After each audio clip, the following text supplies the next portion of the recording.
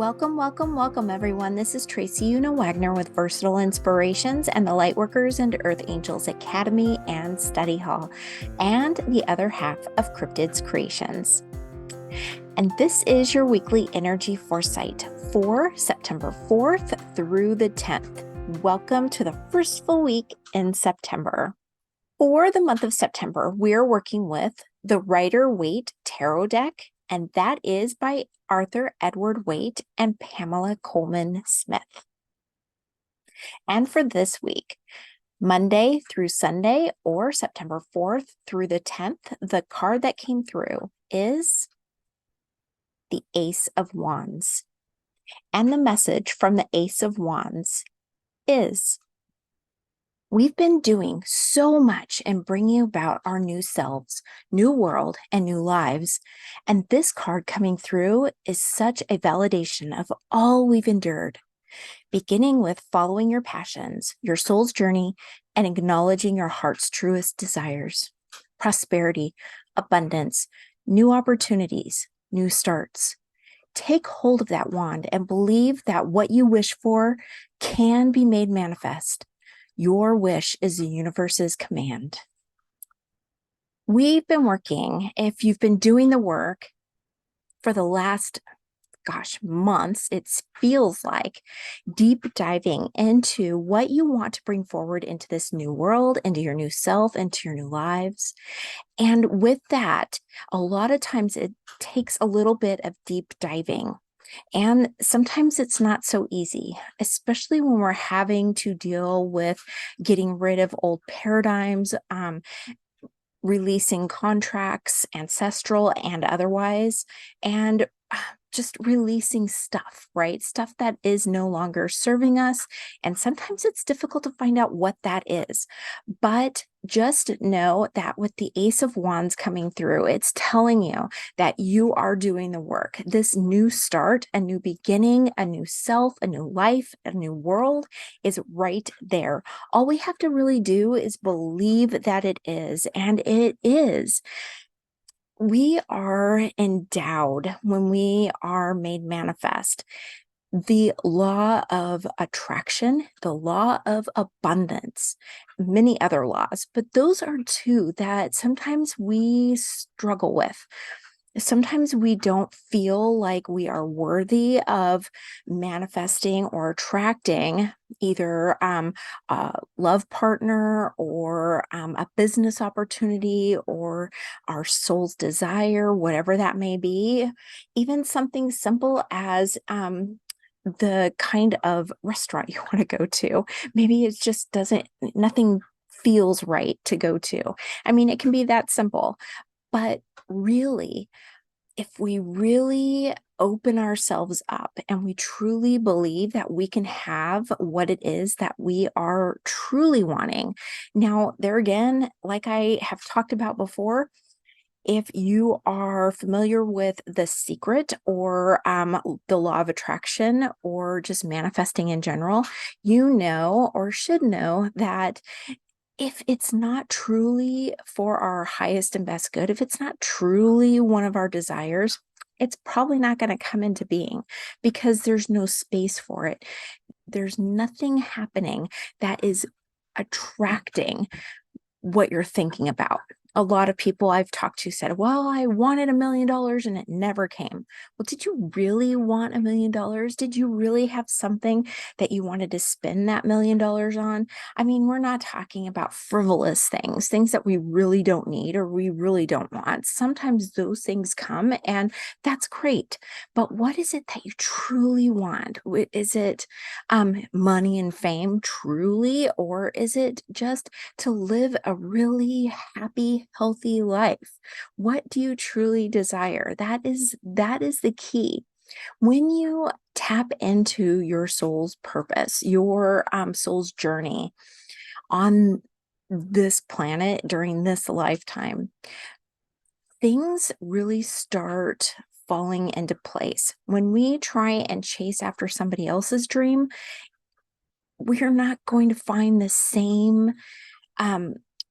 the same resources. We're not going to find the same outcomes that they may have. So it's truly about you. It's truly about you finding what it is that makes you happy.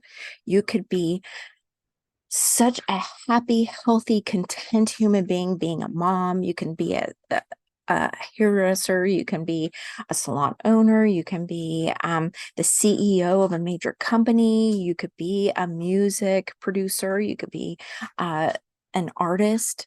There's so many things that can open up for you, but what you truly have to do is find out what your desires are, find out what your passions are. And now that we're heading into this new situation, it may have changed. So just give yourself the opportunity to really deep dive with that, grasp hold of that wand and really feel into what you can bring into this being, bring into this world. What can you manifest? And then just know that the universe is there to make your wishes come true. All right, for midweek and end week, we are going with Magical Dimensions Oracle and Activation Deck, and that is by Lightstar. Midweek is Monday through Thursday, which is the 4th through the 7th. The card that came through is Trust. And the card says, overcoming doubts, insecurities, patience. This is a great card to come through to acknowledge the fact that we do have insecurities. If we thought we wanted $1 million and it didn't come, then we may feel a little insecure about wanting to try and make manifest anything else. We may not even want to go there anymore. We may not even think that the law of attraction is one of our truths, is one of our laws. But this card is saying to trust in the knowledge of being able to manifest, trust in the knowledge that you are abundant, you can be prosperous, that you are worthy. Trust that you have all of the things that you need to bring those things into existence. Know and trust. And then the belief is just there. All right, for end week. And end week is Thursday through Sunday or September 7th through the 10th. The card that came through is Galactic Guidance. And the card says Star Family, Assistance, Cooperation. Okay, so if you have ever felt like a light worker or an earth angel or a star seed or someone that just doesn't feel right here on planet Earth, that is a lot of us, trust me. We have what is considered a galactic star family. Now, some people say that we're from different systems and things like that, and I haven't gotten that far into it, although I feel drawn to certain aspects of things. But the fact is that a lot of people believe that we are made of stardust, that we are made of the stars themselves. And with that, knowing that you have galactic guidance, knowing that that is part of your spirit world, your spirit team has that ability to reach out and get the guidance necessary from your galactic partners. Now, whether you're from the galaxy or you're from spirit, it's basically, in my feeling, it's all in that same bubble. Now, some people also go into different dimensions, and you could say that that's possibly the connection. But working transpersonally, everything inside this body is energy. Everything outside this body is that same energy. It's just some of it is housed within this physical form for now. When we transition back to spirit, our energy is on that transpersonal level. And for me, that opened up how we communicate with spirit, how we communicate with the galaxies, how we communicate with animals and nature because of that energy.